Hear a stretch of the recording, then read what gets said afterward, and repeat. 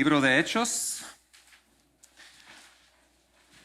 En estas últimas 3 clases vamos a enfocarnos en 3 libros del Nuevo Testamento. El libro de Hechos, mañana en la mañana, en el libro de Efesios 1 al 3, y terminando con el libro de Apocalipsis.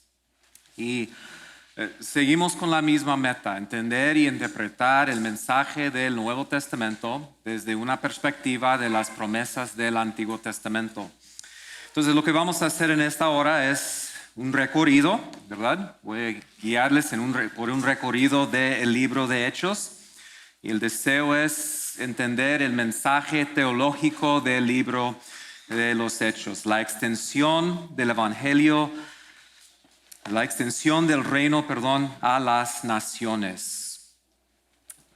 El libro de Hechos, más que nada, es acerca de la misión de la iglesia y el progreso del evangelio desde sus raíces judías hasta el mundo gentil.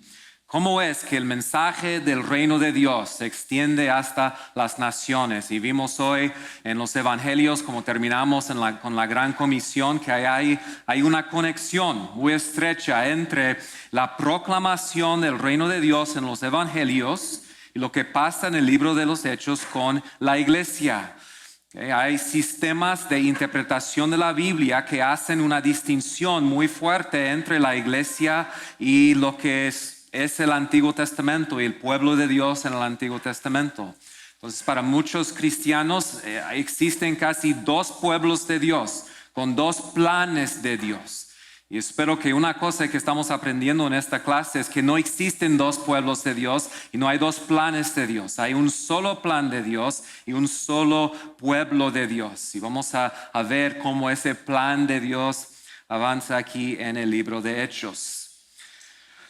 Inciso A, los hechos del Cristo resucitado y exaltado. Normalmente el libro de Hechos se llama los hechos de los apóstoles, pero prefiero llamarlo el libro que es los hechos del Cristo resucitado y exaltado. Mira cómo empieza el libro de Hechos 1:1. Estimado Teófilo, en mi primer libro, ¿de qué está hablando? ¿Cuál libro? De Lucas, ¿verdad? En mi primer libro me referí a todo lo que Jesús comenzó a hacer y enseñar. Entonces, ¿qué es la implicación en este segundo libro? Voy a hablar de lo que Jesús sigue haciendo y sigue enseñando por medio de sus apóstoles. Entonces, Hechos es un libro acerca de lo que Jesús, el Mesías, sigue haciendo por medio de sus apóstoles por el poder del Espíritu Santo. Entonces, el libro de Hechos sigue la historia del libro, la historia de los evangelios. Podemos resumir el mensaje de Hechos así: Jesús, el Rey mesiánico, ha sido entronizado por Dios y ha enviado a su Espíritu Santo, y ahora extiende su reino a todas las naciones por medio de los apóstoles y la iglesia. Inciso B. Entonces, una manera de ver eso es la forma en la cual el nombre de Jesús se usa a través del libro. Entonces, la misión se lleva a cabo en Hechos en el nombre de Jesús, por su poder y bajo su autoridad. Es lo que significa hacer algo en el nombre de Jesús, hacerlo por su poder y bajo su autoridad. Entonces, yo tengo ahí una lista de, 25 pasajes donde hace referencia a eso. Vamos a leer solo unos de los pasajes. Hermano, ¿puede leer esos pasajes que tengo ahí? Arrepiéntanse y bautícese cada uno de ustedes en el nombre de Jesucristo para perdón de sus pecados, les contestó Pedro, y recibirán el don del Espíritu Santo. Por la fe en el nombre de Jesús, Él ha restablecido a este hombre a quien ustedes ven y conocen. Esta fe que viene por medio de Jesús lo ha sanado por completo, como les consta a ustedes. Hicieron que Pedro y Juan comparecieran ante ellos y comenzaron a interrogarlos. ¿Con qué poder o en nombre de quién hicieron ustedes esto?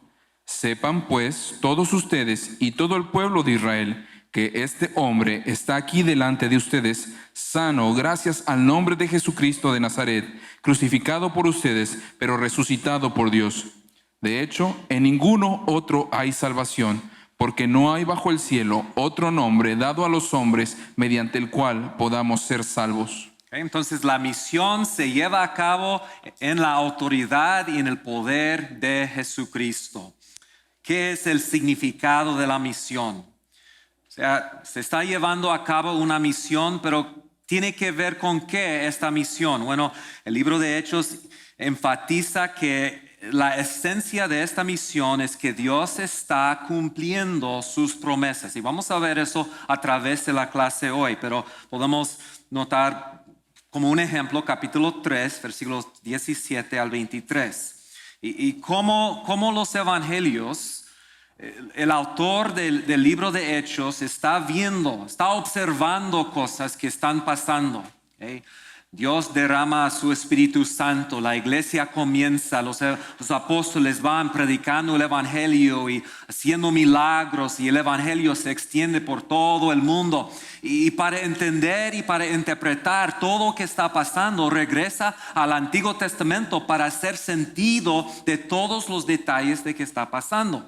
Entonces, Lucas cuenta la historia de Hechos usando como su fundamento teológico las promesas y profecías del Antiguo Testamento.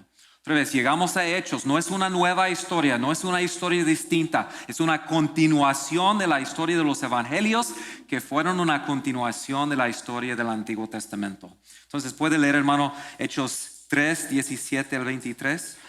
Mas ahora, hermanos, sé que por ignorancia lo habéis hecho, como también vuestros gobernantes. Pero Dios ha cumplido así lo que había antes anunciado por boca de todos sus profetas, que su Cristo había de padecer. Así que arrepentíos y convertíos para que sean borrados vuestros pecados, para que vengan de la presencia del Señor tiempos de refrigerio, y Él envíe a Jesucristo, a que os fue antes anunciado, a quien de cierto es necesario que el cielo reciba hasta los tiempos de la restauración de todas las cosas, de que habló Dios por boca de sus santos profetas, que han sido desde tiempo antiguo, porque Moisés dijo a los padres: el Señor vuestro Dios os levantará profeta de entre vuestros hermanos, como a mí. A él oiréis en todas las cosas que os hable, y toda alma que no oiga a aquel profeta será desarraigada del pueblo. Entonces lo que está pasando es cumplimiento de lo que había sido prometido. Y es interesante aquí que los apóstoles tienen una teología de ya y todavía no. Ha llegado el cumplimiento, se están cumpliendo, pero todavía estamos esperando esos tiempos de refrigerio, esos tiempos de restauración de todas las cosas. O sea, la nueva creación ha comenzado, pero todavía no ha terminado. Todavía esperamos la restauración final de todas las cosas. Número 3, el mensaje de la misión. Si están en una misión los apóstoles, ¿qué es su mensaje? ¿Qué es lo que ellos están predicando? El mensaje es que Jesús es el Rey mesiánico, crucificado, resucitado y exaltado a la diestra de Dios. Así se resume el mensaje del libro de Hechos. Y una parte muy importante, como podemos decir, la columna del libro de Hechos es una serie de sermones predicados por los apóstoles y líderes de la iglesia. Tenemos en capítulo 2 el sermón de Pedro. Tenemos en capítulo 7 el sermón de Esteban. Capítulo 13 tenemos un sermón de Pablo. Capítulo 15, un discurso por Jacobo. En la segunda mitad del libro, en los juicios de Pablo, una proclamación de su testimonio de lo que Dios está haciendo por medio de él. Y esos sermones son las expresiones de la predicación de la iglesia primitiva, del mensaje que ellos llevaron a las naciones. Entonces Jesús, en la gran comisión, como vimos hoy, los mandó a predicar el evangelio del reino a todas las naciones. ¿Qué es el contenido de esa predicación? 2 énfasis. Primero es la crucifixión, la muerte de Jesucristo, y específicamente el significado de la muerte de Jesucristo. Y la segunda parte de ese mensaje es la resurrección. Y para los apóstoles el énfasis cae ahí en la resurrección. Para ellos la resurrección es el momento clave en la historia de la redención. Entonces empezamos viendo aquí en inciso A el significado de la crucifixión. Y creo que podemos ver aquí una motivación apologética. Ya están haciendo la pregunta, ¿por qué fue crucificado el Mesías? Entonces, si ellos van proclamando este anuncio del establecimiento del reino de Dios, el mensaje del rey, ¿qué es la pregunta que las naciones van a tener? ¿Cómo es que ustedes adoran a un rey que fue ¿qué? Crucificado? Como Pablo dice en 1 Corintios 1, es un mensaje necio. O sea, es tropiezo para todos. Entonces ellos cuando proclaman el mensaje de la muerte de Jesucristo, ellos quieren explicar por qué es que nuestro rey fue crucificado, por qué fue necesario que él muriera, por qué es que esta muerte es parte de la proclamación del evangelio del reino. Entonces varios énfasis que podemos ver en su predicación y su enseñanza de los apóstoles sobre el significado de la crucifixión. Número 1. Enfatizan mucho que fue parte, la muerte de Cristo, su crucifixión, fue parte del plan soberano de Dios. Entonces, eso es una parte importante de la apologética, ¿verdad? O sea, Él no murió por accidente, no fue plan B. O sea, por eso Dios lo envió a la tierra. Podemos ver eso claramente en 2:23 y en 4:27 y 28. Hermano, por favor. Este fue entregado según el determinado propósito y el previo conocimiento de Dios, y por medio de gente malvada. Ustedes lo mataron clavándolo en la cruz. En efecto, en esta ciudad se reunieron Herodes y Poncio Pilato con los gentiles y con el pueblo de Israel contra tu santo siervo Jesús, a quien ungiste, para hacer lo que de antemano tu poder y tu voluntad habían determinado que sucediera. Okay. Ustedes lo mataron, ustedes lo clavaron a la cruz.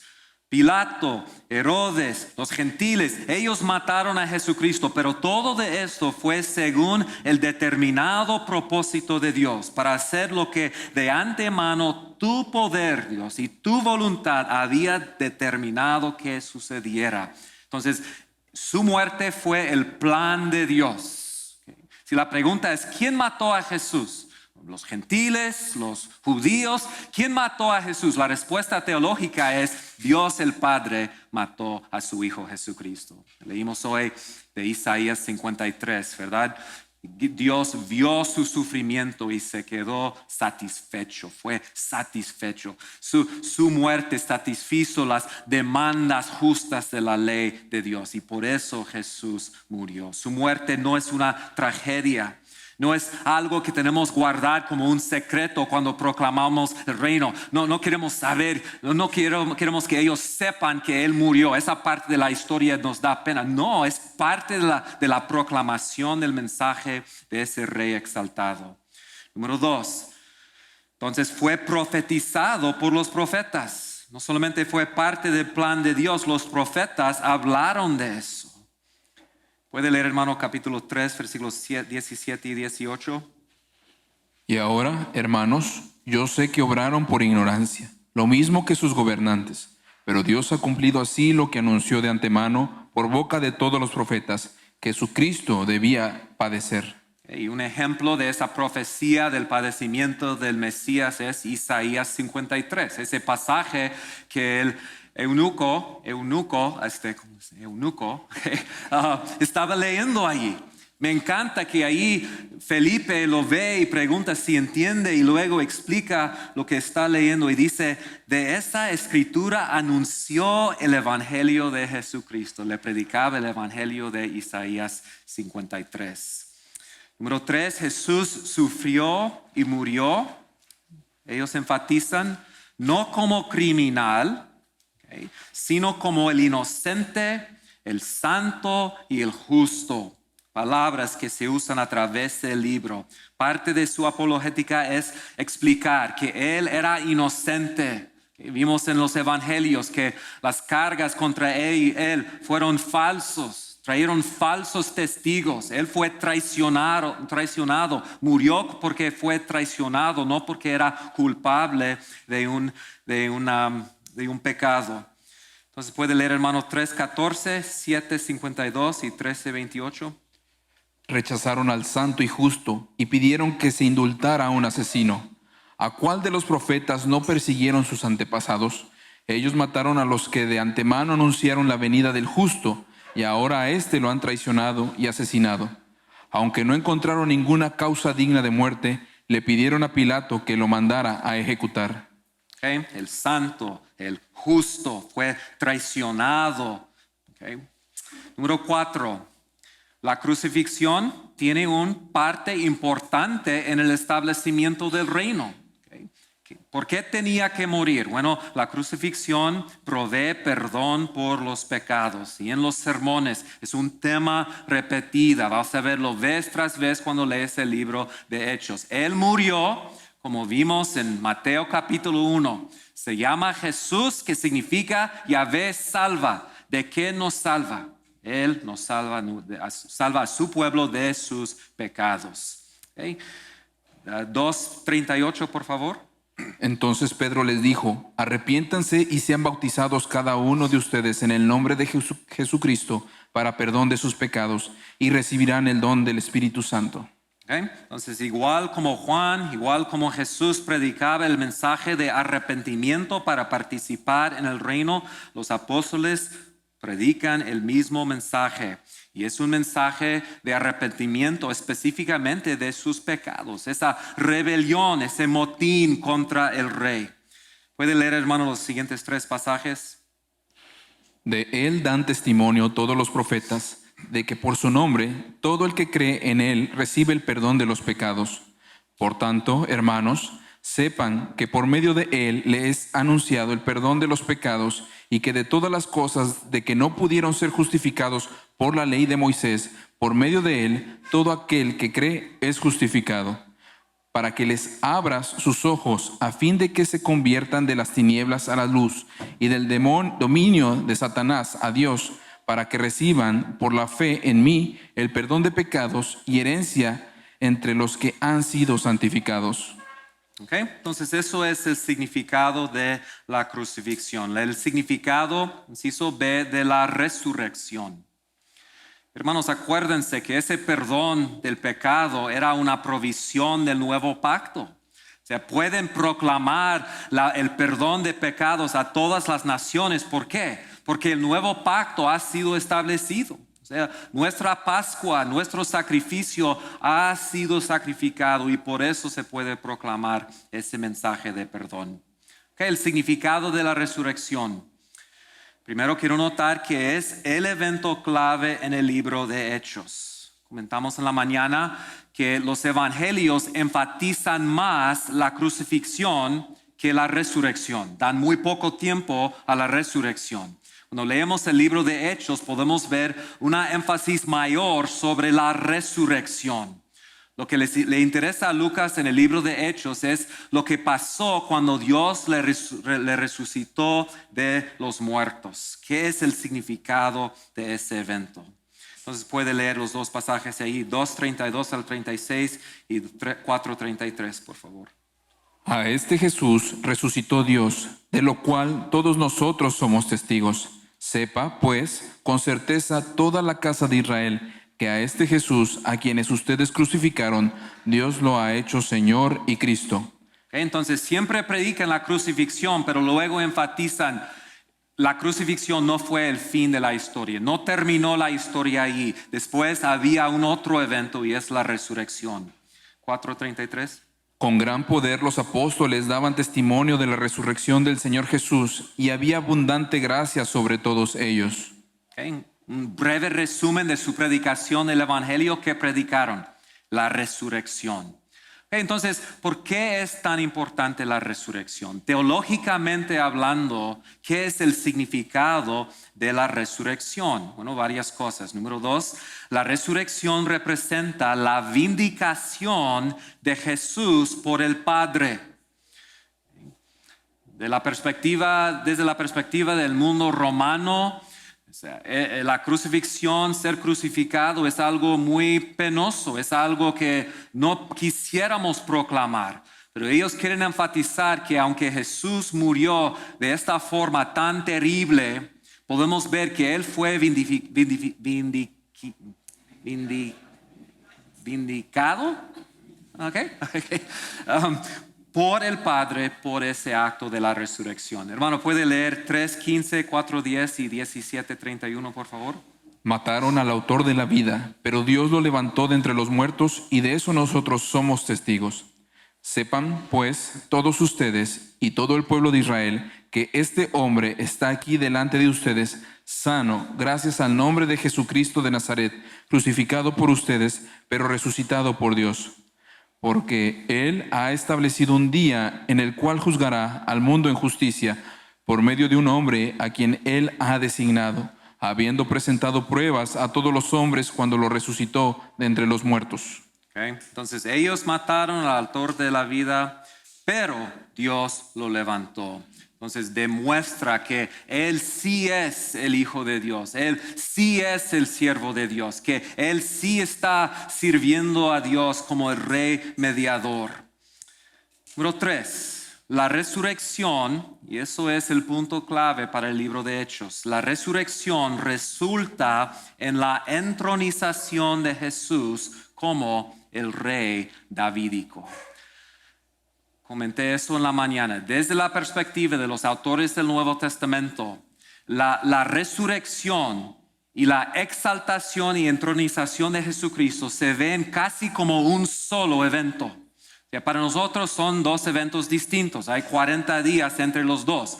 Pero cuando el libro de Hechos especialmente habla de la resurrección, la ven como un evento que va junto con su exaltación a la diestra del Padre para sentarse sobre el trono de Dios. Entonces vamos a ver cómo ellos enfatizan que la resurrección resulta en la entronización de Jesús, no como cualquier rey, sino específicamente resulta en su entronización como el Rey davídico. Y eso es el punto clave. Él no solamente es rey, es el rey del linaje de David, el cumplimiento de esa promesa davídica del Antiguo Testamento. Entonces, quiero notar primero, inciso A, varios pasajes favoritos de los apóstoles en el libro de Hechos. Son pasajes que se usan varias veces. Un pasaje favorito es Salmo 2, 6 y 7, donde Dios dice: he puesto mi rey sobre Sión, mi santo monte, y le he dicho: tú eres mi hijo, te he engendrado hoy. Una profecía favorita de los apóstoles. Otro favorito, Salmos 110:1, que yo creo que es el pasaje del Antiguo Testamento citado más en el Nuevo Testamento. ¿Qué dice Dios al Señor de David? Dice: siéntate a mi diestra hasta que ponga a tus enemigos por estrado de tus pies.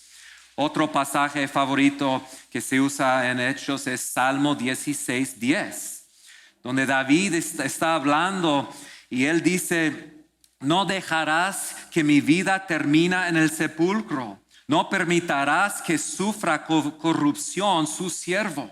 Es una profecía, un salmo que es profecía acerca de la resurrección. Los apóstoles van a regresar varias veces a esta profecía para explicar lo que pasó con Jesús. Y les es importante que ese salmo fue escrito por David. Vamos a ver eso. Otro pasaje importante para ellos es 2 Samuel 7, que es el pacto davídico, donde Dios promete que va a levantar del linaje de David a un hijo que le dará un reino y un trono eterno, y se llamará ese hijo de Dios. ¿Okay? Entonces son pasajes que vamos a ver en el resto de la clase. ¿Okay? Entonces, algunas enseñanzas claves acerca del significado de la resurrección. ¿Okay? Hechos 2, 29 al 36. Hechos 2, 29 al 36 dice: hermanos, permítanme hablarles con franqueza acerca del patriarca David. ¿Okay? Entonces quiero hablarles acerca de David. El contexto aquí es el día de Pentecostés. Pedro está predicando y les quiere explicar qué es lo que está pasando aquí. Entonces él dice, les voy a hablar del patriarca David. Bueno, ¿qué sabemos de David? Bueno, él murió y fue sepultado y cuyo sepulcro está entre nosotros hasta el día de hoy. Okay, está bien, Pedro, es cierto, aquí tenemos su sepulcro, él está muerto, ahí están sus huesos. Okay, David está muerto. Versículo 30. ¿Qué más sabemos de David? Él era profeta y sabía que Dios le había prometido bajo juramento poner en el trono a uno de sus descendientes. Es la promesa de 2 de Samuel 7, cuando Dios le prometió eso, el pacto davídico. Entonces David era profeta y él sabía que Dios había prometido poner en su trono a uno de sus hijos. 31. Fue así como previó lo que iba a suceder. Entonces, como profeta, David previó algo, sabía que algo iba a pasar. Refiriéndose a la resurrección del Mesías, afirmó que Dios no dejaría que su vida terminara en el sepulcro, ni que su fin fuera la corrupción. Salmo 16:10. Entonces, David es un profeta. Sabía que Dios iba a sentar a uno de sus hijos sobre su trono. Él profetizó, dice Pedro, sobre la resurrección. ¿Cuándo profetizó David sobre la resurrección? Salmo 16. A este Jesús, cumpliendo la profecía de David, a este Jesús Dios lo resucitó. Y de ello todos nosotros somos testigos. Okay. Y noten aquí cómo él hace una transición directa de la resurrección a la exaltación. Okay. A este Jesús Dios lo resucitó, de ello todos nosotros somos testigos, exaltado a la diestra de Dios. Okay. Entonces él fue resucitado y exaltado a la diestra de Dios, y habiendo recibido del Padre el Espíritu Santo prometido, ha derramado esto que ustedes ahora ven y oyen. Y vamos a ver en un momento, eso es un cumplimiento de Joel 2, 28 a 32, que es una profecía sobre el derrame del Espíritu Santo con el nuevo pacto. Ahora, regresa al tema con que comenzó. Comenzó diciendo, David murió, fue sepultado y aquí tenemos su sepulcro. Mira cómo sigue. David no subió al cielo. Sin embargo, entonces quiere enfatizar eso. Las profecías de David no estaba hablando de sí mismo. Él sí murió, sí sufrió corrupción. ¿Okay? Entonces quiere enfatizar que el cumplimiento viene en el hijo de David. David no subió al cielo, sin embargo declaró, dijo el Señor a mi Señor, siéntate a mi derecha hasta que ponga a tus enemigos por estrado de tus pies. Entonces está diciendo, hermanos, que la resurrección ha resultado en la entronización de Jesucristo como el rey davídico mediatorial sobre el reino de Dios. Por tanto, entonces como resultado, sépalo bien, todo de Israel, que a este Jesús a quien ustedes crucificaron, Dios lo ha hecho dos cosas. Señor, un soberano, un gobernante y Mesías, rey ungido. Dios lo ha establecido como rey, sentado a su diestra, ahí en el trono de Dios, como el virrey de Dios, el vicerregente de Dios, el nuevo Adán, el primero Adán, ¿qué pasó? Perdió el reino como el rey mediador. Este rey lo ha tomado. ¿Okay? Entonces la resurrección de Jesús fue el cumplimiento de la promesa promesa en el pacto davídico, que Dios le daría a un hijo de David ese derecho. Y vimos en el pacto davídico que la promesa era que Dios le da a la dinastía de David el derecho de reinar para siempre sobre el reino de Dios. Okay, 5:30 y 31, hermano, por favor. El Dios de nuestros padres resucitó a Jesús, a quienes ustedes mataron y colgaron en una cruz. A él, Dios lo exaltó a su diestra como príncipe y salvador, para dar arrepentimiento a Israel y perdón de pecados. Okay, otra vez, conexión entre la resurrección y exaltación y una alusión a Salmo 110:1. Dios lo exaltó a su diestra como príncipe, un gobernante y salvador. Okay, otro pasaje muy importante en cuanto a la relación entre la resurrección y la entronización de Jesús como el rey davídico. Otra vez yo lo voy a leer. Nosotros les anunciamos a ustedes las buenas nuevas respecto a la promesa hecha a nuestros antepasados. Entonces Pablo está en Antioquía de Pisidia, está predicando el evangelio y dice, mira, les quiero hablar de las promesas de Dios a nuestros antepasados. Bueno, ¿cuál promesa? ¿De cuál promesa va a hablar Pablo? Dios nos la ha cumplido plenamente a nosotros, los descendientes de ellos, al resucitar a Jesús, como está escrito en el 2 Salmo. Tú eres mi hijo, hoy mismo te he engendrado.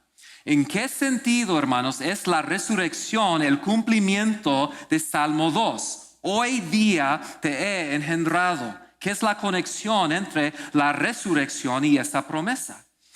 Bueno, probablemente en su contexto original, probablemente Salmo 2 fue un salmo de alabanza para celebrar el día de la entronización del rey. El momento en el cual uno de los hijos de David se sentaran sobre el trono de David, como Salomón.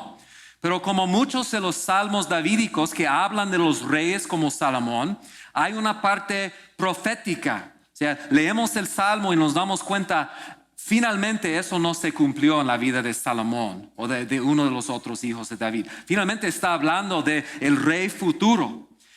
Entonces, cuando Dios dice, hoy día te he engendrado, ¿cuál es el hoy? ¿Cuál día es hoy? Es el día de la resurrección. O sea, con la resurrección Jesús fue exaltado, glorificado, sentado a la diestra de Dios. Fue el día de su entronización. Entonces, tú eres mi hijo, hoy mismo con la resurrección te he engendrado, Salmo 2:7. Dios lo resucitó para que no volviera jamás a la corrupción.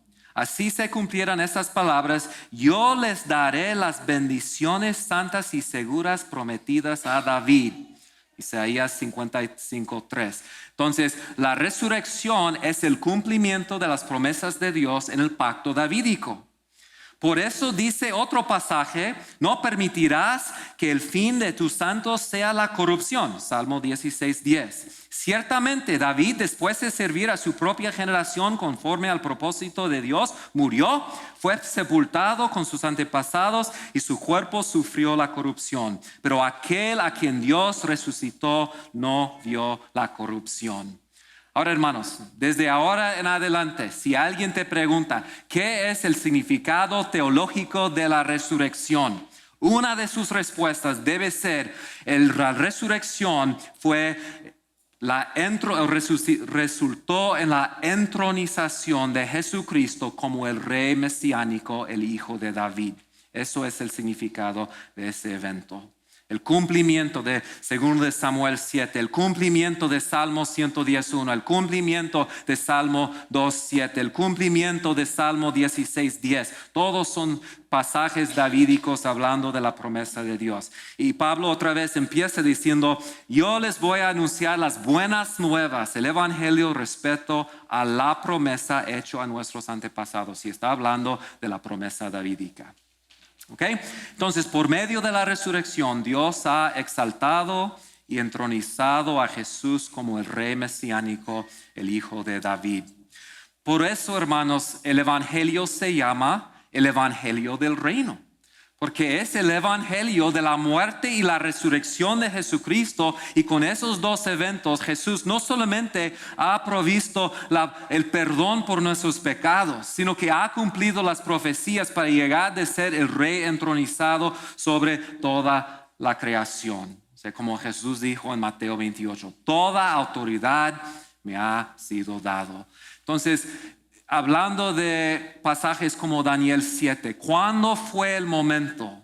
El momento en el cual el Hijo del Hombre se acercó al anciano de días y recibió de él gloria y poder y dominio para gobernar todos pueblos, lenguas y naciones. ¿Cuándo fue ese momento? Yo diría que fue en ese momento en que él Se resucitó, se exaltó y se sentó a la diestra. En ese momento, Daniel 7 se cumplió, recibió toda de esta autoridad.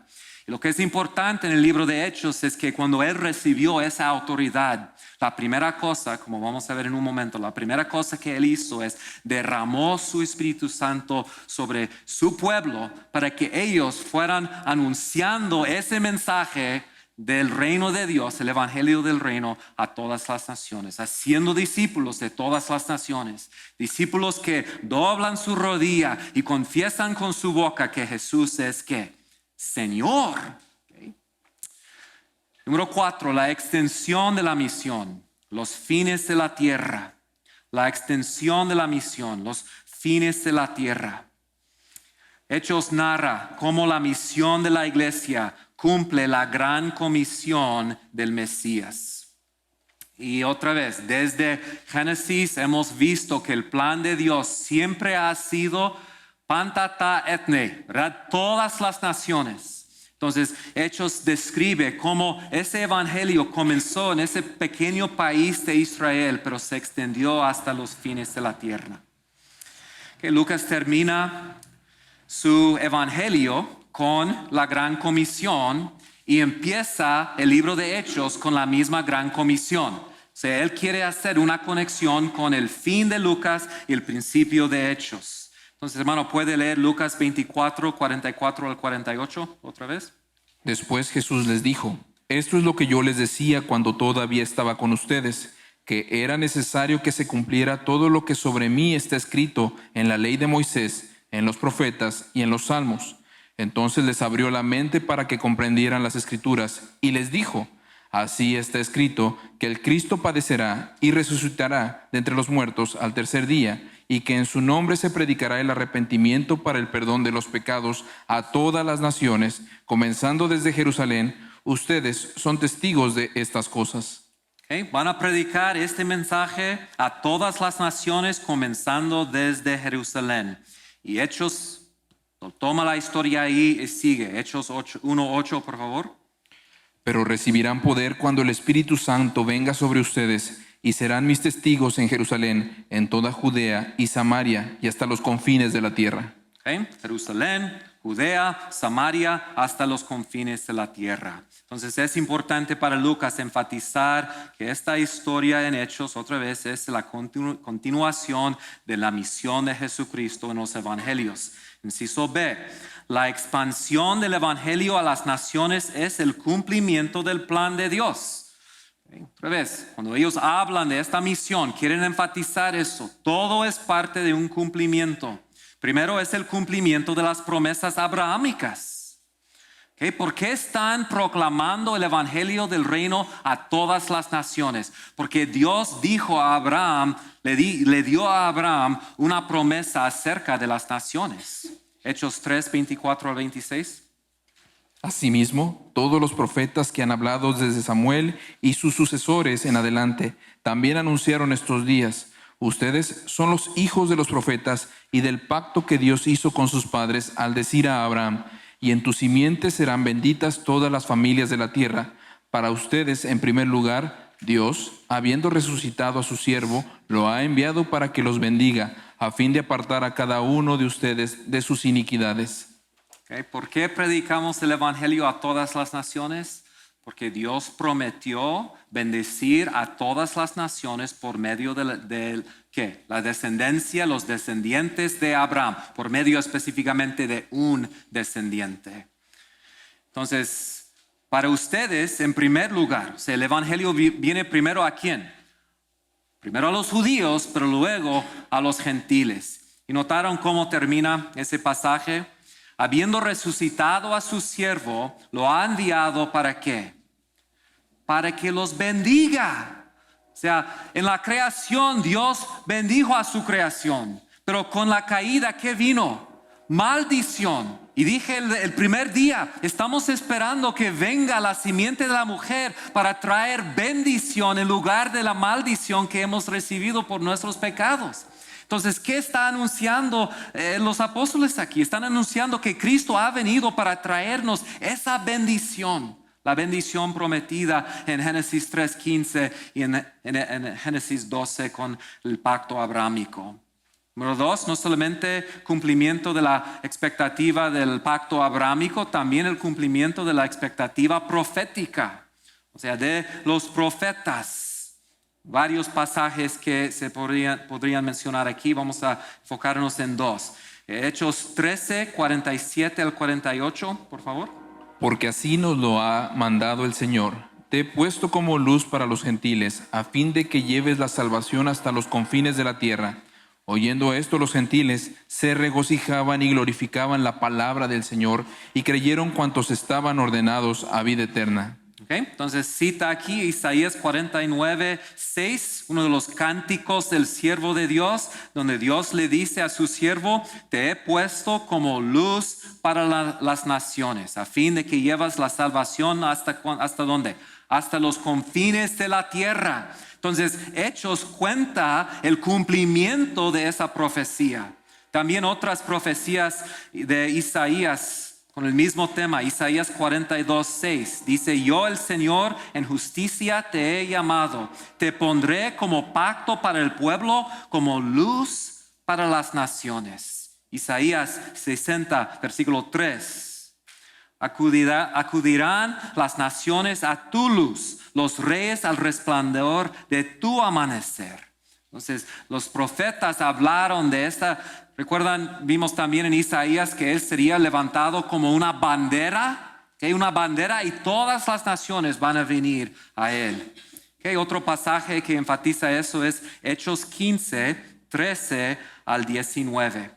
¿Puede leer, hermano? Y quiero comentar rápidamente acerca del contexto. Esto es el concilio en Jerusalén. Entonces, las iglesias, los líderes de la iglesia en Siria, en Galilea, en Judea, se han reunido para considerar una pregunta. Y la pregunta es: ¿podemos incluir a los gentiles en la iglesia sin hacerlos prosélitos judíos? O sea, sin hacerlos judíos, ¿pueden entrar los gentiles en la iglesia? Entonces ellos están debatiendo en este contexto esa pregunta. Entonces empieza aquí con Simón hablando de su experiencia, Pedro, su experiencia de lo que Dios ha hecho para traer salvación a los gentiles.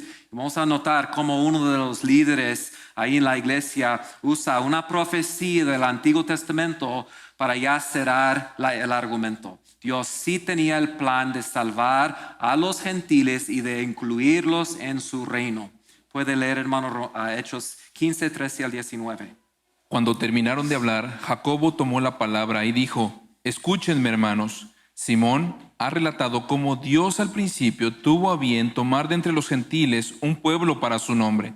Y con esto concuerdan las palabras de los profetas, tal como está escrito: después de esto volveré y reedificaré el tabernáculo de David que ha caído, y reedificaré sus ruinas y lo levantaré de nuevo, para que el resto de los hombres busque al Señor, y todos los gentiles, Pantata etne, que son llamados por mi nombre, dice el Señor, que hace saber todo esto desde tiempos antiguos.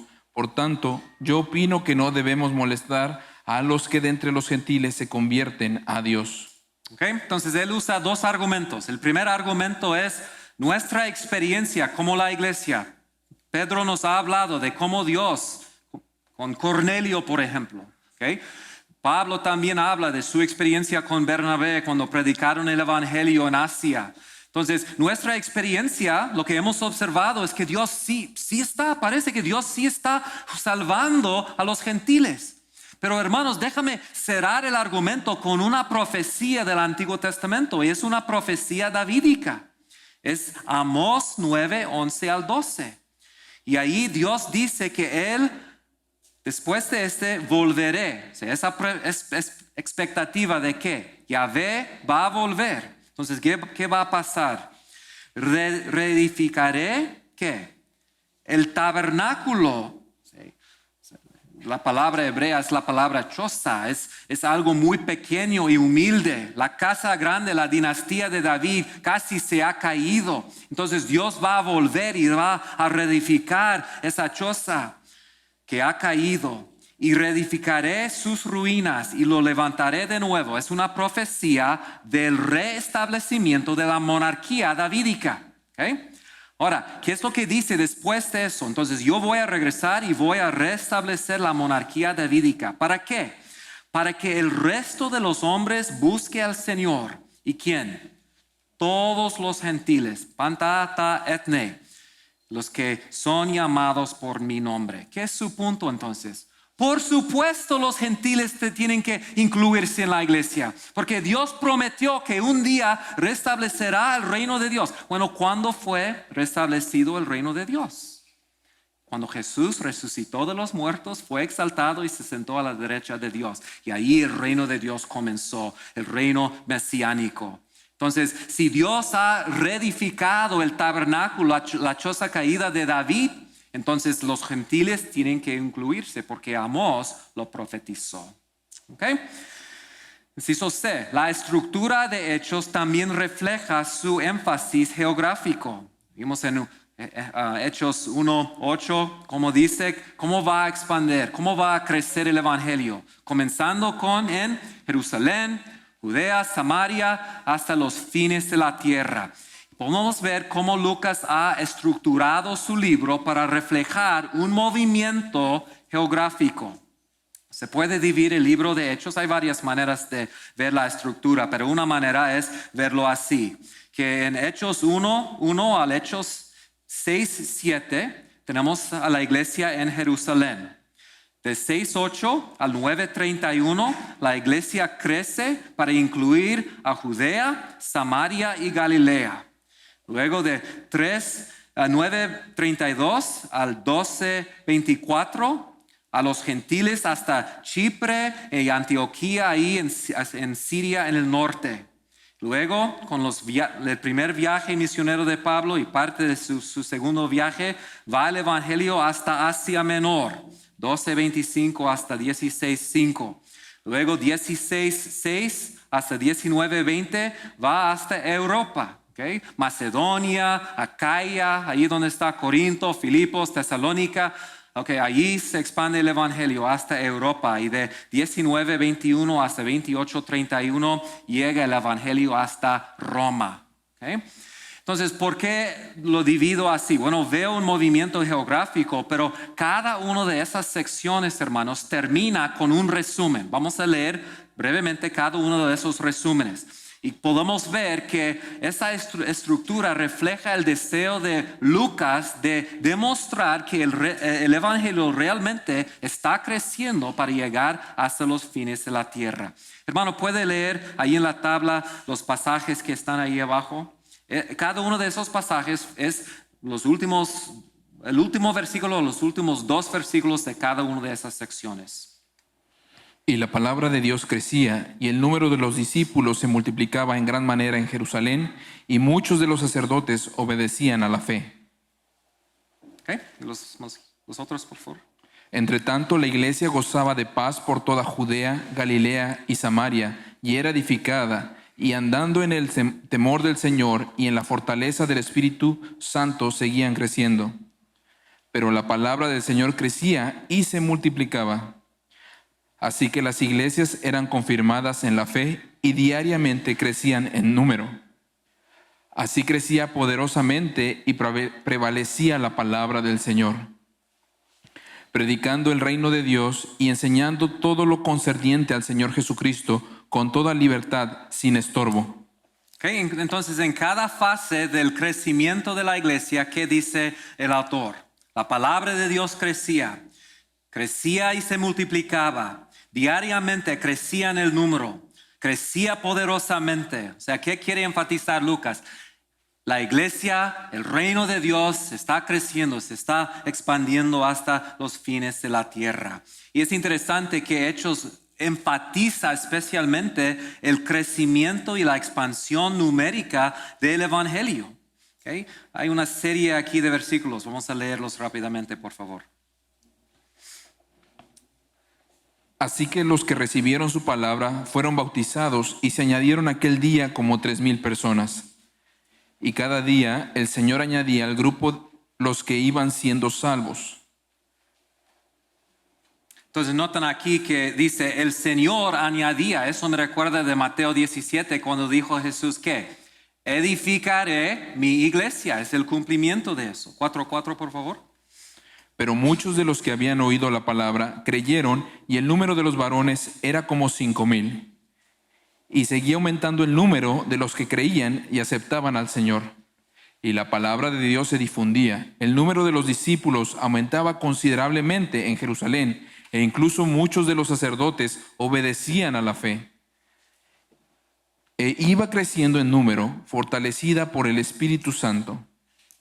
Ya ves, hermano, cuántos miles de judíos han creído, y todos ellos siguen aferrados a la ley.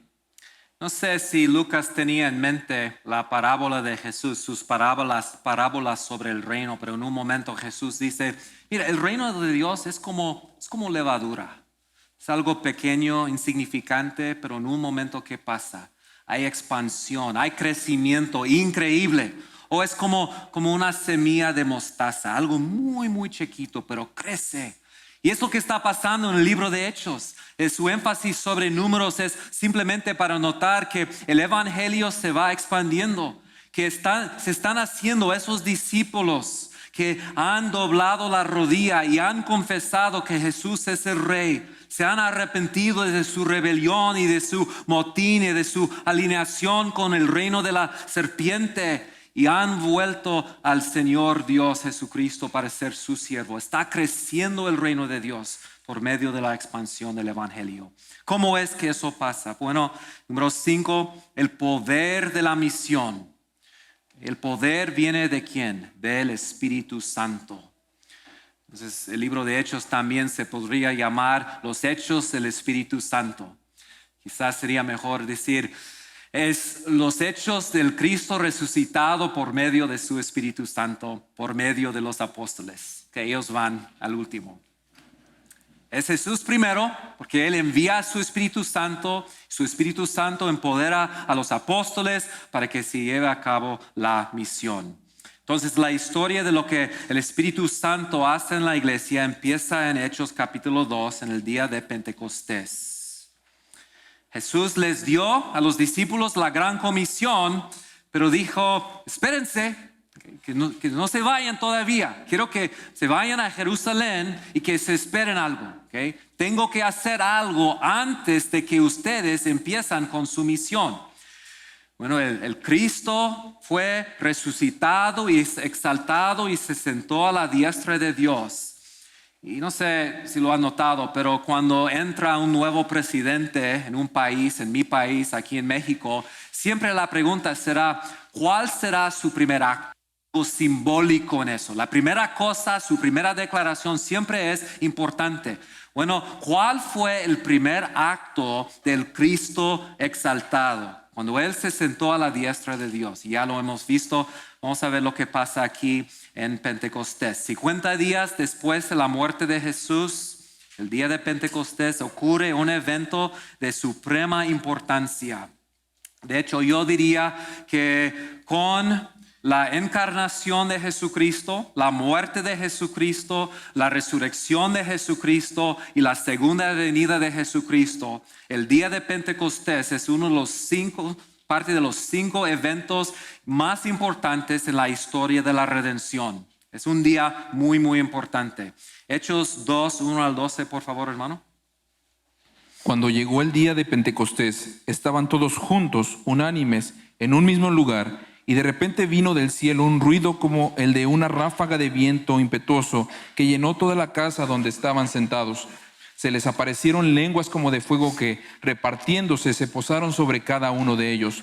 Todos fueron llenos del Espíritu Santo y comenzaron a hablar en otras lenguas, según el Espíritu les daba habilidad para expresarse.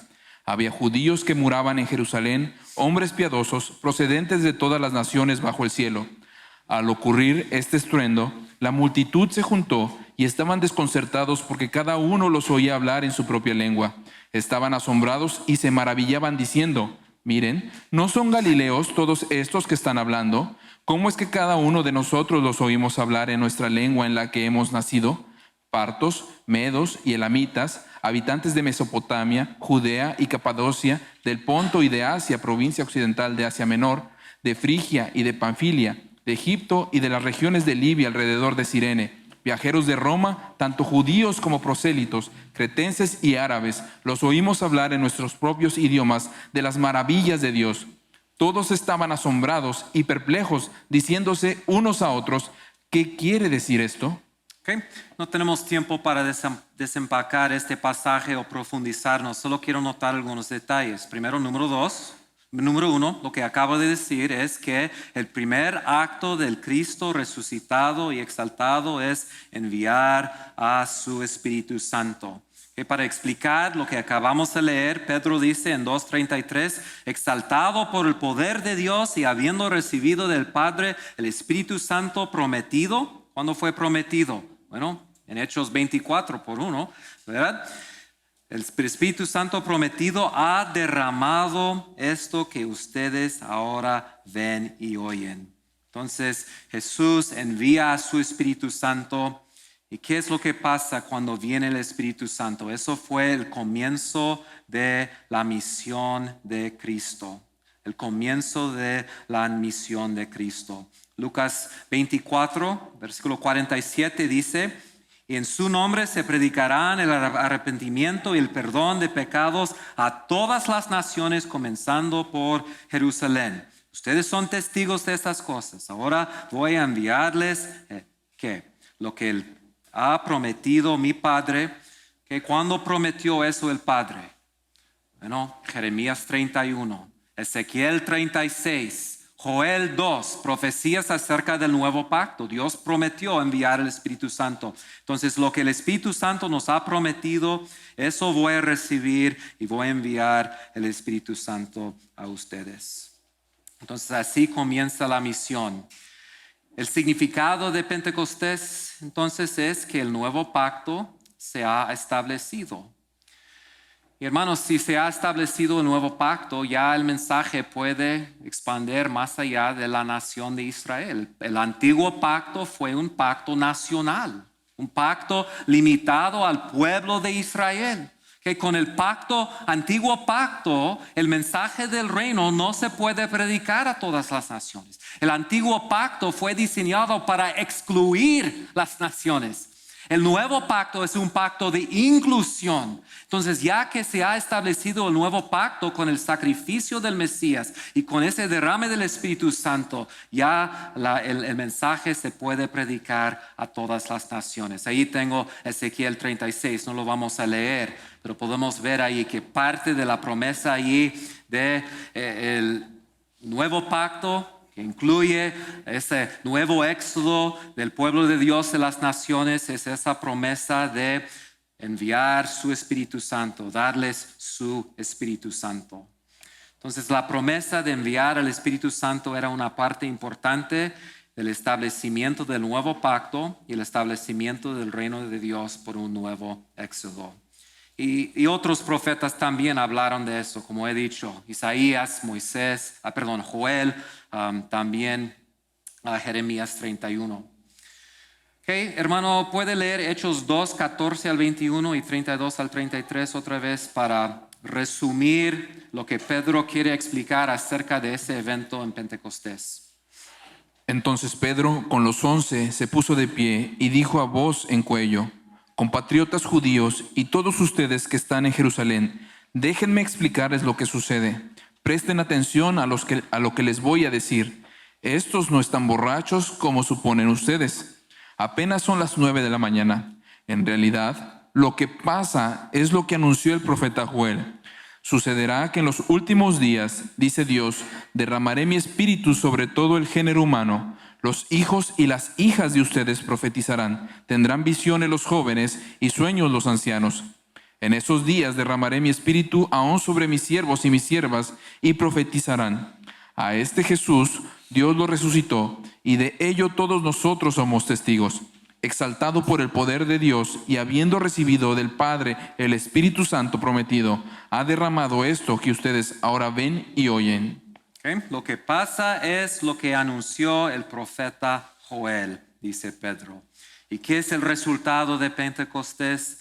Pues la iglesia, la comunidad del nuevo pacto se ha formado. Eso es, yo creo, mi definición favorita de la iglesia. ¿Qué es la iglesia? La iglesia es la comunidad del nuevo pacto. ¿Por qué? Porque la iglesia fue formada cuando Jesús derramó su Espíritu Santo sobre su pueblo para cumplir la promesa del nuevo pacto. Ahí en ese momento el Espíritu Santo aplicó esa obra perfecta de Jesucristo en su sacrificio que ratificó el nuevo pacto. Entonces, ¿qué somos nosotros? O sea, Israel celebró su participación en el antiguo pacto y como vimos en la mañana, nosotros celebramos nuestra participación en el nuevo pacto. Y notan que cuando todo eso pasa, hay un mensaje muy práctico para el pueblo de Dios. Pedro dirige sus comentarios al pueblo y los llama a arrepentirse por sus pecados. Y notan cómo en ese momento nace esa iglesia. 36 al 43, por favor, y 47. Sepa pues con certeza toda la casa de Israel que a este Jesús, a quienes ustedes crucificaron, Dios lo ha hecho Señor y Cristo. Al oír esto, conmovidos profundamente, dijeron a Pedro y a los demás apóstoles: hermanos, ¿qué haremos? Entonces Pedro les dijo: arrepiéntanse y sean bautizados cada uno de ustedes en el nombre de Jesucristo para perdón de sus pecados, y recibirán el don del Espíritu Santo, porque la promesa es para ustedes y para sus hijos y para todos los que están lejos, para tantos como el Señor nuestro Dios llame. Y Pedro, con muchas otras palabras, testificaba solemnemente y les exhortaba diciendo: sean salvos de esta perversa generación.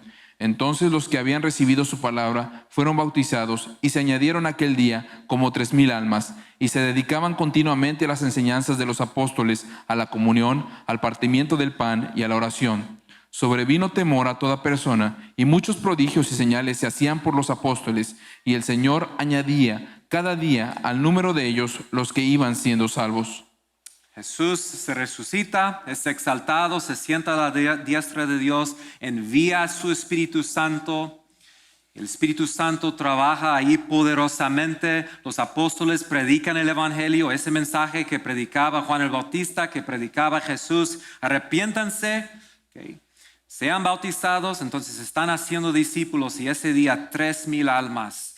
Y es interesante que al principio del libro Lucas, narrando la historia, menciona representantes de todas las naciones. ¿Qué estaba pasando ahí? Cuando nace la iglesia, ahí están representantes de todas las naciones que habían llegado allí para celebrar esa fiesta.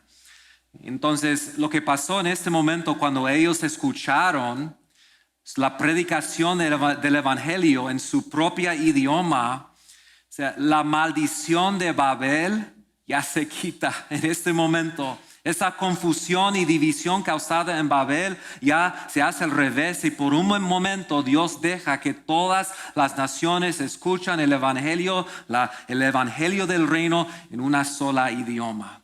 Es un reflejo de la unidad que va a haber un día en el reino eterno de Dios. Quiero comentar rápidamente acerca de la palabra iglesia, aquí hablando de Hechos 2 y el nacimiento de la iglesia.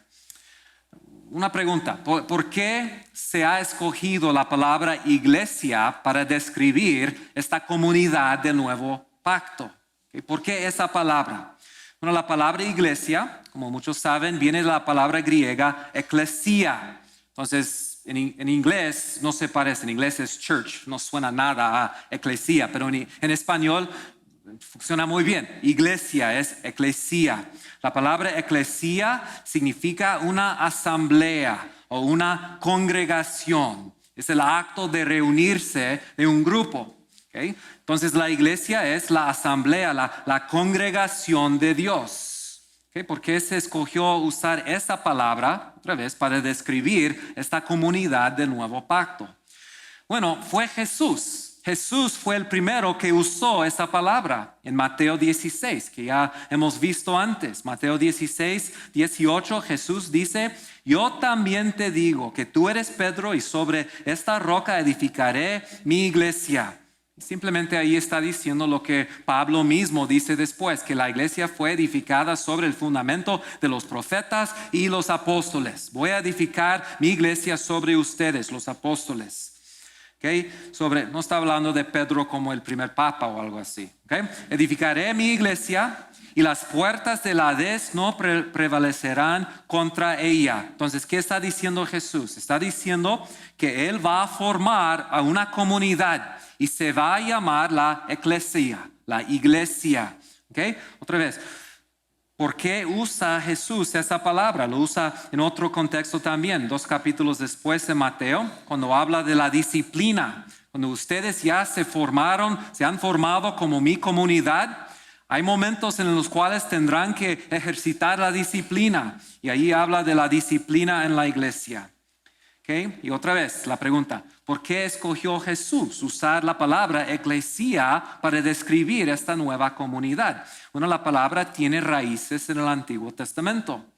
¿Okay? El uso de eclesia en el Antiguo Testamento, en la Septuaginta, que era la traducción griega del Antiguo Testamento. Okay. Esta palabra eclesia se usa 69 veces para traducir una palabra hebrea muy importante, la palabra kahal. La palabra kahal era una palabra que también significaba asamblea o congregación. Habla del acto de reunirse. Y en el Antiguo Testamento esa palabra se usaba frecuentemente para hablar de la asamblea o la congregación de Israel. Okay. Un ejemplo de Deuteronomio 31:30. Cuando dice, entonces habló Moisés a oídos de toda la congregación, Cajal, eclesia de Israel, las palabras de este cántico hasta acabarlo. Entonces, la congregación en el Pentateuco habla de la congregación de Israel. Entonces, es significante que el Nuevo Testamento, Jesús mismo escoge esa palabra para describir esta comunidad. La comunidad del Antiguo Pacto se llamaba el Cajal de Dios, la Eclesia de Dios. La comunidad del Nuevo Pacto también se llama la Eclesia, la comunidad del Nuevo Pacto, la Asamblea de Dios. Entonces, conclusiones. Eclesia era una palabra común para referirse a la congregación, la Cajal de Israel, el pueblo de Dios. Cuando Jesús dijo entonces, edificaré mi iglesia, y en Mateo 16, ¿qué hubieran escuchado los discípulos ahí? Siendo judíos, sabiendo el hebreo, ¿qué hubieran entendido? Lo hubieran entendido así. Jesús va a edificar a una congregación, una asamblea, un nuevo pueblo de Dios mesiánica. Es la nueva congregación de Israel. Es Israel renovado. El uso de eclesia en el Nuevo Testamento entonces enfatiza la continuidad entre el pueblo de Dios en el Antiguo Testamento y en el Nuevo Testamento. Ahora vamos a ver en el libro de Efesios mañana que hay continuidad, pero también hay discontinuidad. La iglesia del Nuevo Testamento no es igual a la congregación de Israel en el Antiguo Testamento. Hay algo nuevo en eso y vamos a ver eso. Pero aquí estamos enfatizando la continuidad que indica esa palabra. Okay, entonces la iglesia es la nueva congregación de Dios, la comunidad del nuevo pacto. Es heredero de las promesas del nuevo pacto dadas a Israel. O sea, ¿a quién les fue prometido el nuevo pacto? Israel. ¿Quién son los herederos de ese pacto? La iglesia. ¿Okay? Inciso B. Seguimos hablando de la misión y del papel del Espíritu Santo en esa misión. No solamente fue la clave para comenzar, no solamente fue clave el Espíritu Santo para comenzar la iglesia, también para extender la iglesia. Entonces Lucas en el libro de Hechos enfatiza, número 1, inciso B, la misión de la iglesia se lleva a cabo por el poder del Espíritu Santo. La misión de la iglesia se lleva a cabo por el poder del Espíritu Santo. Número 1, el Espíritu les da poder a los seguidores de Jesús para la misión. Si has leído el libro de Hechos, has visto eso. Muchas referencias. Que el poder para cumplir la misión viene de la presencia poderosa del Espíritu Santo. ¿Puede leer, hermano, los ejemplos que tengo ahí? Todos fueron llenos del Espíritu Santo y comenzaron a hablar en diferentes lenguas, según el Espíritu les concedía expresarse.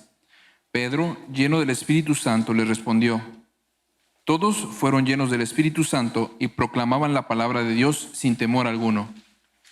Pero Esteban, lleno del Espíritu Santo, pues era un hombre bueno, lleno del Espíritu Santo y de fe. Un gran número de personas aceptó al Señor. Okay. La presencia poderosa del Espíritu Santo es una parte muy importante en la predicación y el éxito poderoso de la proclamación del Evangelio. Además, el Espíritu Santo guía el progreso del Evangelio a través de la historia. No solamente es el poder presente ahí para cumplir la misión, pero en cada paso el Espíritu Santo es activo para guiar la extensión de la misión. Por ejemplo, el Espíritu Santo es el que guía a Felipe cuando él va al desierto. ¿Okay? Es el que guía a Pedro, a Cornelio. Es la actividad del Espíritu Santo. Es el Espíritu Santo que llama a la iglesia en Antioquía a apartar a Pablo y Bernabé para su misión. Es el Espíritu Santo que les dice a Pablo y a Silas en su segundo viaje misionero, cuando ya terminan su recorrido de Galacia y ya tienen pensado ir a Asia. El Espíritu Santo los prohíbe ir a Asia. Luego dice, bueno, vamos al norte, allá a Bitinia, y tampoco les dejo hacer eso. Entonces ellos seguían y llegaron hasta Filipos en Macedonia. Entonces el Espíritu Santo está ahí guiando el progreso y la extensión del Evangelio. Y número 3 es el Espíritu Santo que añada a las personas a la iglesia. Y ya vimos que el Señor Jesucristo añada a las personas a la iglesia, pero también es la actividad del Espíritu Santo. Entonces, si la iglesia es la comunidad del nuevo pacto, ¿quién es la persona clave en la obra del nuevo pacto aquí en la tierra? Es el Espíritu Santo. Entonces es Él que tiene que añadir a las personas a esa comunidad del nuevo pacto. Hermano, ¿puede leer 15, 7 al 9? Hermanos, ustedes saben que desde un principio Dios me escogió de entre ustedes para que por mi boca los gentiles oyeran el mensaje del Evangelio y creyeran. Dios, que conoce el corazón humano, mostró que los aceptaba dándoles el Espíritu Santo, lo mismo que a nosotros. Sin hacer distinción alguna entre nosotros y ellos, purificó sus corazones por la fe. Okay, entonces es el Espíritu Santo. Vemos eso también en la historia de Cornelio. Okay, ¿cómo sabían ellos que Dios realmente había salvado a Cornelio? Por la presencia del Espíritu Santo. Entonces es el Espíritu que añada a las personas a esa comunidad del nuevo pacto. Y número 6, quiero terminar con esto: los beneficiarios de la misión, todas las naciones. Los beneficiarios de la misión, todas las naciones. Les quiero presentar 3 tesis, 3 proposiciones que son muy importantes para Lucas en su libro. ¿Okay? Primero, tesis número 1. Él argumenta en su libro que los judíos han rechazado el mensaje de Jesús. Los judíos han rechazado el mensaje de Jesús. Eso era una parte muy importante del mensaje de los evangelios. Los evangelios enfatizan que a los suyos vinieron y lo rechazaron, no lo recibieron. Entonces, número 1, esa oposición comenzó con el liderazgo en Jerusalén. Desde el principio del libro de Hechos hay oposición. ¿Quiénes ponen esa oposición? Los mismos líderes que habían matado a Jesucristo. Entonces, comenzando en Jerusalén, se extiende el evangelio de ahí. Comenzando en Jerusalén, empieza la oposición de parte de la nación judía. Y esta oposición continúa en todo el imperio. Y ahí ya tengo una lista de unos 20 pasajes. Solo para que noten cuántas veces Lucas enfatiza eso, que son vez tras vez, principalmente los judíos que están rechazando el mensaje. Entonces, por ejemplo, ese rechazo pasó con Pablo cuando él estaba en Damasco. ¿Puede leer 9:23, hermano? Después de muchos días, los judíos se pusieron de acuerdo para hacerlo desaparecer. Okay. También acusando a Pablo ante Festo en uno de sus juicios, 25:7. Cuando éste se presentó, los judíos que habían bajado de Jerusalén lo rodearon, formulando contra él muchas acusaciones graves que no podían probar. Okay. Y es interesante, en el sermón de Esteban, él enfatiza eso. Él enfatiza cómo los judíos a través de los siglos han rechazado el mensaje de Dios. Según Esteban, el rechazo simplemente refleja la historia rebelde de los judíos. Capítulo 7, versículos 51 al 54, por favor. Tercos, duros de corazón y torpes de oídos, ustedes son iguales que sus antepasados, siempre resisten al Espíritu Santo. ¿A cuál de los profetas no persiguieron sus antepasados? Ellos mataron a los que de antemano anunciaron la venida del justo, y ahora a éste lo han traicionado y asesinado. Ustedes, que recibieron la ley promulgada por medio de ángeles y no la han obedecido, al oír esto, rechinando los dientes, montaron en cólera contra él. Y lo mataron, como mataron a todos los profetas antes de él, ¿okay? Como mataron al Mesías. Entonces, la nación judía ha rechazado este mensaje. Tesis número 2. Este rechazo ha abierto la puerta ¿a quién? A los gentiles. Número 1, cuando los judíos rechazan a Pablo, él lleva su mensaje a los judíos. Eso pasa vez tras vez, ciudad tras ciudad. ¿Okay? Él predica, empieza siempre ¿dónde? En la sinagoga. Primero a los judíos, luego a los gentiles. Cuando ellos ya rechazan el mensaje, él va con los gentiles. 13, 46 y 7, por favor, hermano. Pablo y Bernabé les contestaron valientemente: era necesario que les anunciáramos la palabra de Dios primero a ustedes. Como la rechazaron y no se consideran dignos de la vida eterna, ahora vamos a dirigirnos a los gentiles. Así nos lo ha mandado el Señor. Te he puesto por luz para las naciones, a fin de que lleves mi salvación hasta los confines de la tierra. Y 18:6. Pero cuando los judíos se opusieron a Pablo y lo insultaron, éste se sacudió la ropa en señal de protesta y les dijo: caiga la sangre de ustedes sobre su propia cabeza. Estoy libre de responsabilidad. De ahora en adelante me dirigiré a los gentiles. Okay. Y en el libro de Hechos, Lucas toma mucho tiempo para demostrar que la salvación de los gentiles siempre ha sido parte del plan y los propósitos de Dios. Un argumento teológico que él presenta en este libro, por ejemplo, capítulo 10, versículos 34 y 35, por favor. Pedro tomó la palabra y dijo: ahora comprendo que en realidad para Dios no hay favoritismos, sino que en toda nación Él ve con agrado a los que le temen y actúan con justicia. Lo que es importante para los apóstoles es que ellos mismos no han inventado ese plan de predicar a las naciones. Eso fue el plan y propósito de Dios. De hecho, Dios toma toda la iniciativa, número 3. La misión gentil fue iniciada por Dios. ¿Puede leer los 5 pasajes ahí, hermano? Ve, insistió el Señor, porque ese hombre es mi instrumento escogido para dar a conocer mi nombre tanto a las naciones y a sus reyes como al pueblo de Israel. Pedro tomó la palabra y dijo: ahora comprendo que en realidad para Dios no hay favoritismos. Cuando comencé a hablarles, el Espíritu Santo descendió sobre ellos, tal como al principio descendió sobre nosotros. Entonces recordé lo que había dicho el Señor: Juan bautizó con agua, pero ustedes serán bautizados con el Espíritu Santo. Por tanto, si Dios les ha dado a ellos el mismo don que a nosotros al creer en el Señor Jesucristo, ¿quién soy yo para pretender estorbar a Dios?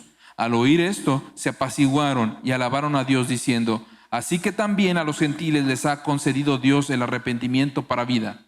Pero el Señor me replicó: vete, yo te enviaré lejos a los gentiles.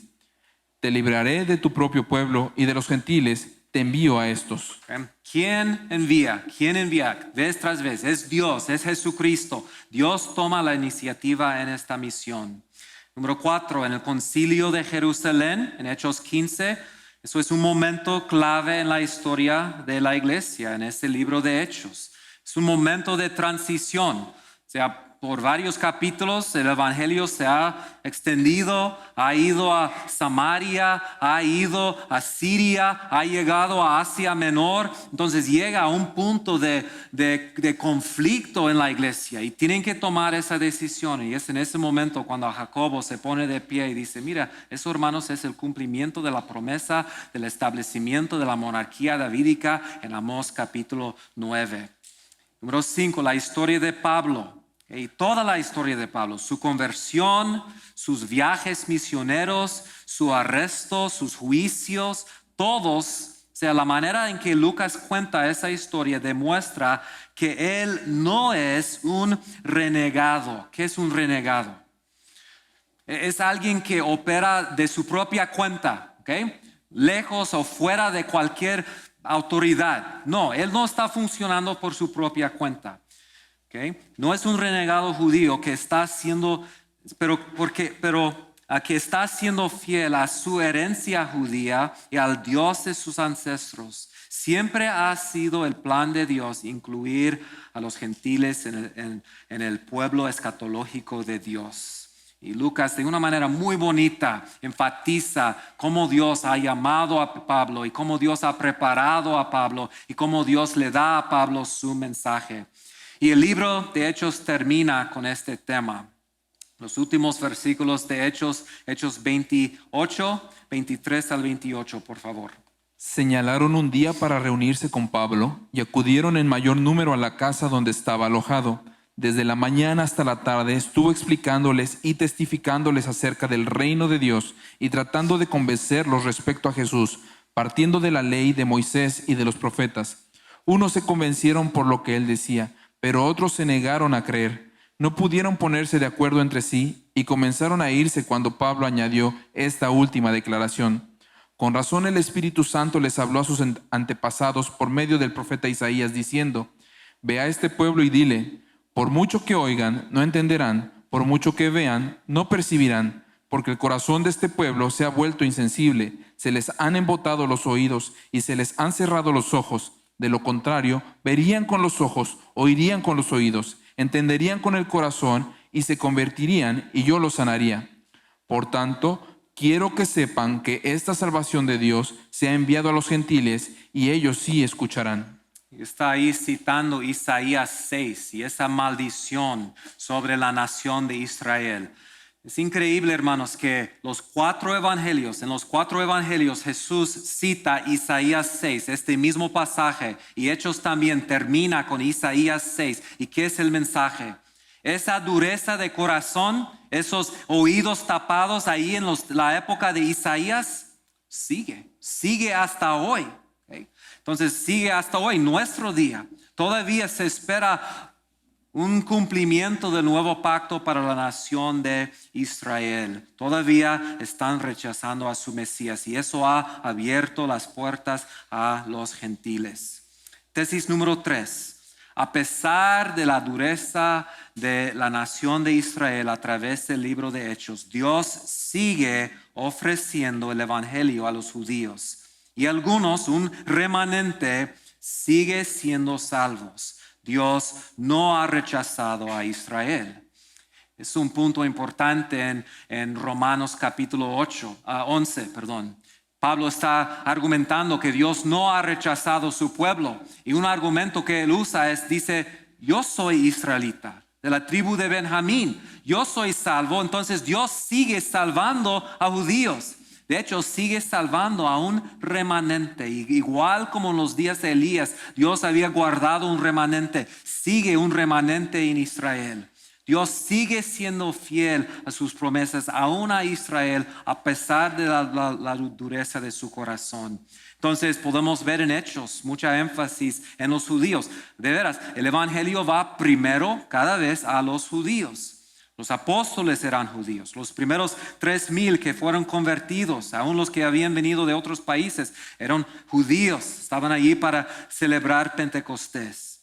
La iglesia en Judea principalmente era una iglesia judía. Pablo siempre va primero a los judíos en las sinagogas. Eso sigue a través del libro. Entonces, otra vez, Dios no ha rechazado a su pueblo. Y en la mañana, en el libro de Efesios, vamos a ver que la iglesia es un nuevo trabajo, una nueva obra de Dios de tomar a los dos grupos, los judíos y los gentiles, y unir los dos en un nuevo hombre, en una nueva comunidad, en la comunidad del nuevo pacto. Bueno, gracias por su paciencia. Ya es muy tarde, han prestado atención, muy pocos han dormido, entonces estoy agradecido por eso. Bueno, que Dios los bendiga.